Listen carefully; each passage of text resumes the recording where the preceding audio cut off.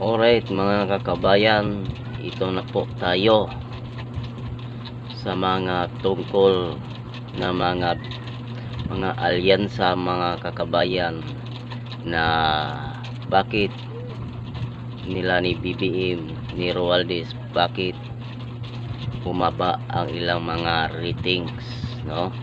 Bumaba ang ilang mga ratings dahil ay patuloy nila pagpaninira ng mga Duterte at PDP laban mga kabayan. At ito po mga kakabayan, at tigilin na nila ang ilang paninira dahil patuloy nilang paninira ng mga Duterte.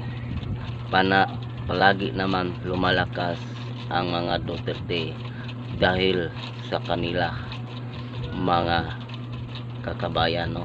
At ito po mga kakuya, nagsalita na si VP Sara Duterte mga kakabayan, no? At na tungkol sa paninira nila ni Marcos at Romualdez mga kabayan, no? Nakikita ninyo ano ang nangyari sa ating Pilipinas, na bakit patuloy ipaninira nila. At higit pa, sinira na nila ang ating dating Pangulo PRD Duterte nandun sa labas mga kakuya, no? At nakikita ninyo na ilan na siniraan nila ang mga Duterte, nagsuportahan sa kanila. Wala ng mga alyansa, iba-iba na ang ilang diskarte sa kanila. At ito po mga kakuya, mga kakabayan, at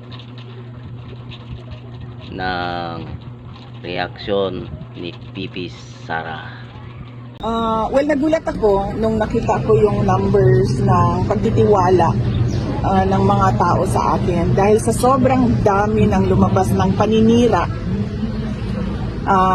sa kung saan man, galing sa mga politiko, galing sa social media, lahat, all sides, merong paninira. Nakakagulat na tumataas yung numbers, at naisip ko na sa sobrang sira nila ng pangalan ko, sinabi ko na ito noon sabi ko, hindi naman kasi lumilipat sa numbers ni Martin Romualdez.